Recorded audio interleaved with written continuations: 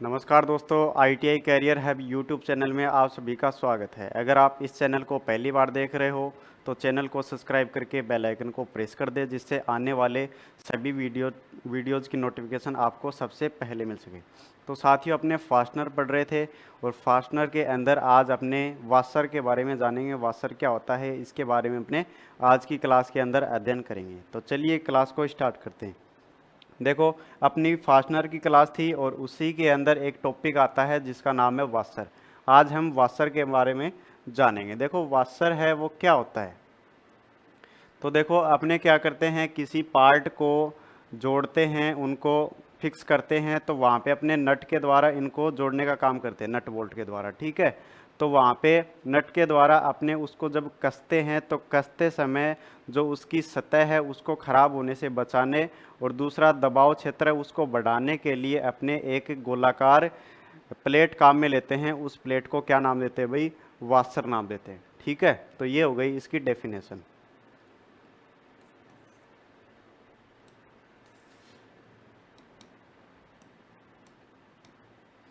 देखो, किसी किसी पुर्जे को किसी पुर्जे को नट के द्वारा किसी पुर्जे को नट के द्वारा कसते समय किसी पुर्जे को नट के द्वारा कसते समय नट के द्वारा कसते समय सतह सुरक्षित रखने सतह सुरक्षित रखने तथा तथा दाब क्षेत्र दाब क्षेत्र बढ़ाने के लिए दाब क्षेत्र बढ़ाने के लिए उपयोग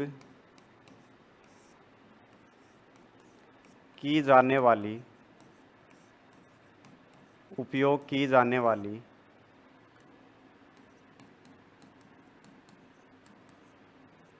गोलाकार प्लेट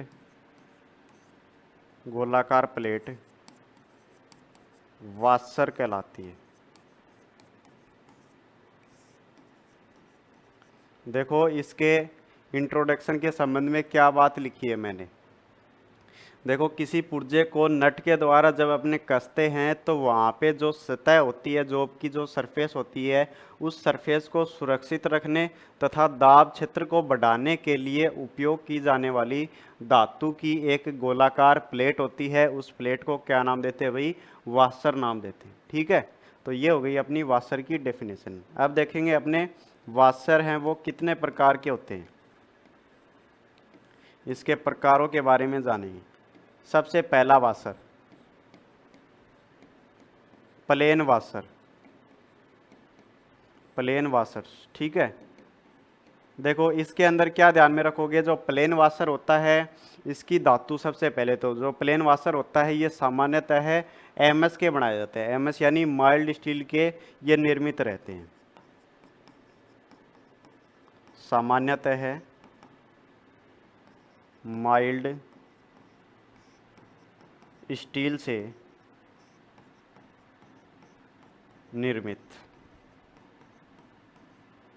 क्या होते हैं भाई? ये माइल्ड स्टील से निर्मित रहते हैं। ठीक है। उसके बाद में दूसरी चीज़ आती है कि इसका उपयोग है वो कहाँ किया जाता है। तो इनका जो उपयोग है वो साधारण कार्यों में किया जाता है और बड़े क्षेत्र पर क्लैंपिंग करने के लिए हम प्लेन वाशर को काम में लेते हैं। ठीक है।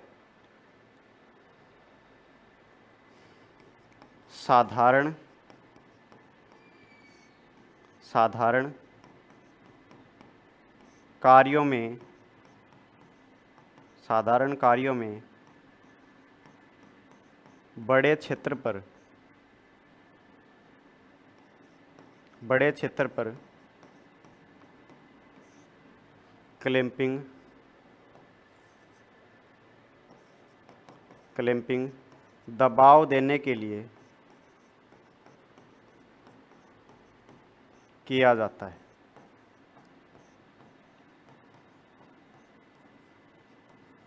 ठीक है, ये हो गया अपना पहला वाशर, कौन सा, प्लेन वाशर। आप देख सकते हो इस डायग्राम के माध्यम से, ये जो वाशर है ये कौन सा है भाई, प्लेन वाशर है। आपने इसको देखा भी होगा, यूज में भी लिया होगा, इसको अपने बोलते हैं प्लेन वाशर। अब देखो आगे बढ़ते हैं और आगे अपने देखते हैं कि जो अपना प्लेन वाशर होता है ये कितने प्रकार का होता है। इसके भी प्रकार होते हैं,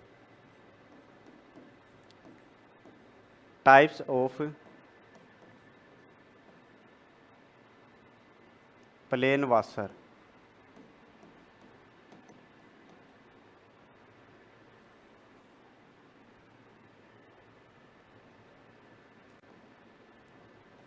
अब देखो प्लेन वाशर के अंदर सबसे पहला जो वाशर आता है उसका नाम आता है, पहला वाशर है उसका नाम है भाई साधारण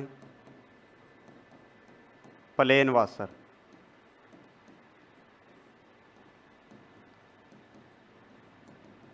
पहला वाशर आता है साधारण प्लेन वाशर। देखो इसके अंदर सबसे पहली बात, ये जो वाशर होता है इसका जो किनारा होता है वो चेम्फर नहीं किया जाता है। सबसे पहली बात तो ये है कि साधारण प्लेन वाशर के अंदर इसके किनारों को कभी भी चेम्फर नहीं करते हैं। ठीक है, ये हमने दो प्रकार के होते हैं भाई, ये जो प्लेन वाशर होता है ये दो प्रकार का होता है, साधारण प्लेन वाशर और दूसरा चेम्फर वाशर। ठीक है,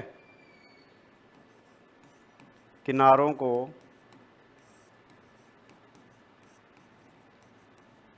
चेम्फर नहीं करते, इनके किनारों को चेम्फर नहीं करते हैं। दूसरी चीज़ आती है कि इस प्लेन वाशर का जो साधारण प्लेन वाशर है इसका उपयोग अपने कहाँ करते हैं। तो देखो जो इसका उपयोग है वो अपने सामान्य रूप से संरचनात्मक कार्यों में करते हैं, संरचनात्मक कार्यों में, सामान्य रूप से संरचनात्मक कार्यों में किया जाता है। ठीक है, इसी के क्रम में दूसरा अपना वाशर आता है जिसका नाम आता है मशीन या चेम्फर वाशर।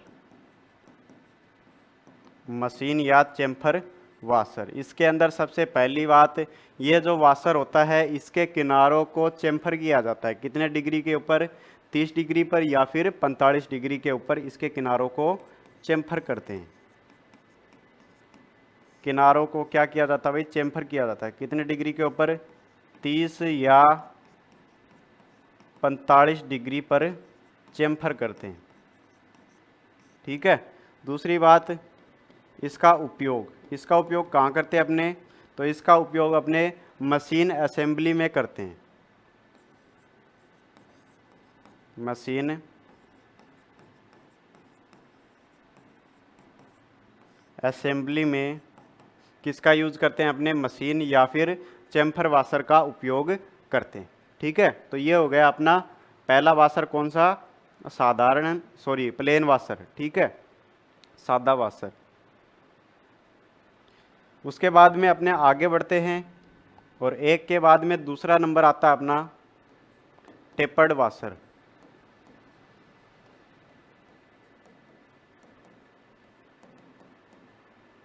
टेपर्ड वाशर,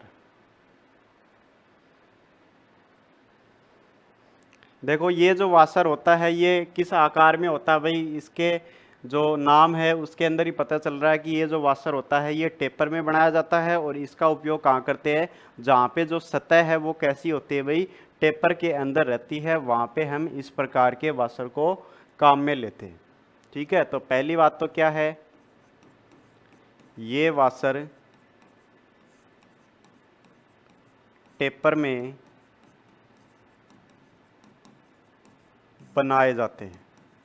इन वाशर को कैसा बनाया जाता है भाई, टेपर के अंदर बनाया जाता है। ठीक है, दूसरी बात, यूज, इसका उपयोग अपने वहाँ करते हैं जहाँ पे सरफेस है वो कैसी होती है, टेपर होती है।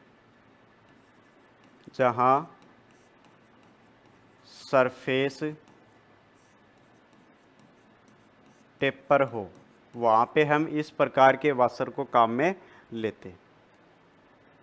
उसके बाद में आगे बढ़ते हैं और नेक्स्ट अपना वाशर आता है स्प्रिंग वाशर।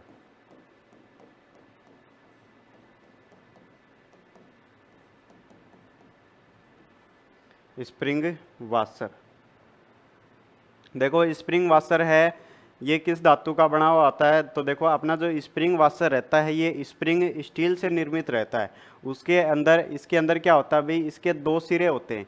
एक सिरा है वो तो ऊपर की ओर मुड़ा हुआ रहता है और जो दूसरा सिरा वो नीचे की तरफ इसके अंदर मुड़ा हुआ रहता है। ठीक है, धातु स्प्रिंग स्टील, स्प्रिंग स्टील। दूसरी बात, इस वाशर का,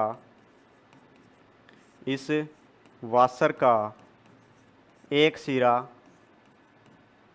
एक सिरा ऊपर की ओर, एक सिरा तो ऊपर की ओर, वह दूसरा सिरा, दूसरा सिरा नीचे की ओर मुड़ा रहता है, नीचे की ओर मुड़ा होता है। ठीक है, ये इसकी विशेषता होती है कि इसके अंदर दो सिरे होते हैं, एक तो होता है वो ऊपर की ओर मुड़ा रहता है और दूसरा है उसको नीचे की तरफ इसको मोड़ दिया जाता है। इसके बाद में इसका यूज कहाँ किया जाता है?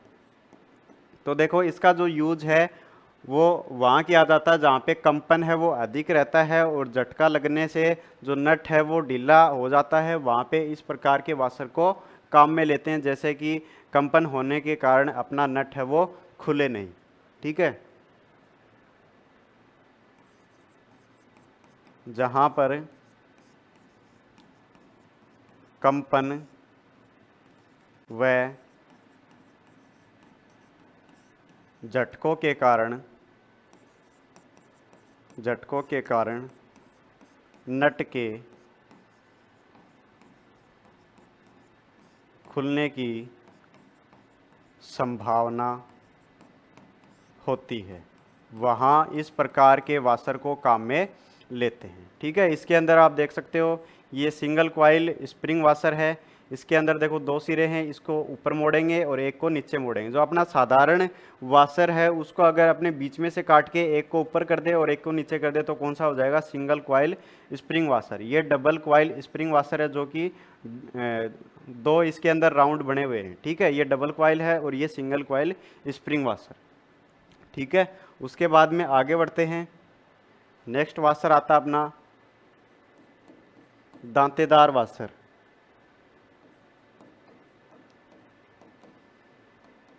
दांतेदार लोक वाशर।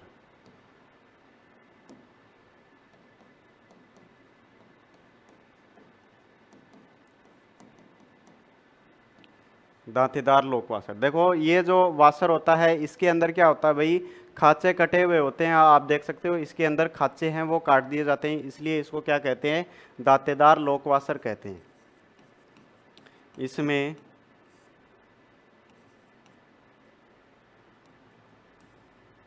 इसमें खांचे कटे रहते हैं। इस वाशर के अंदर अपने को क्या मिलता है भाई? खांचे मिलते हैं। ठीक है, दूसरी बात, यह वाशर, यह वाशर नट को, यह वाशर नट को ढीला होने से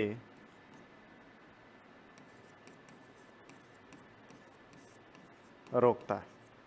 यह वाशर क्या करता है भाई? कंपन के कारण अपना जो नट है उसको ढीला होने से ये रोकता है। अब देखो इसके कुछ प्रकार भी होते हैं, जैसे कि ये आंतरिक प्रकार है, ये बाहरी प्रकार है, ये आंतरिक एवं बाहरी प्रकार है और ये विपरीत दिशा में धंसा हुआ है। ठीक है, तो देखो आंतरिक प्रकार है, इसके अंदर तो क्या करेंगे? अंदर की ओर खांचे काट देंगे तो वो हो जाएगा आंतरिक प्रकार। इसका यूज कहाँ करते हैं? तो इसका यूज है वो छोटे हेड वाले बोल्ट या फिर नट के लिए करते हैं, जिसका जो हेड है वो क्या होता है? छोटा होता है। वहाँ पे हम इस प्रकार के आंतरिक प्रकार के वाशर को काम में ले सकते हैं। दूसरा, बाहरी प्रकार का वाशर। देखो इसके अंदर अपने जो बड़े हेड वाले नट या फिर बोल्ट हैं उसके लिए हम इसका यूज करते हैं। अगला कौन सा है, आंतरिक एवं बाहरी प्रकार। इसके अंदर दोनों तरफ दांते कटे हुए होते हैं जिससे इसकी जो पकड़ है वो ज़्यादा मजबूत रहती है। अगला विपरीत दिशा में धंसा हुआ। इसका यूज़ अपने काउंटर सिंक हेड वाले जो बोल्ट हैं उनके लिए हम इसका यूज़ करते हैं। ठीक है, तो ये अपने सारे हो गए वाशर कंप्लीट। ठीक है, तो आशा करते हैं ये क्लास आपको अच्छी लगी होगी। अगर अच्छी लगी तो इसे लाइक करें, शेयर करें। आज के लिए बस इतना ही, मिलते हैं नेक्स्ट वीडियो में। धन्यवाद।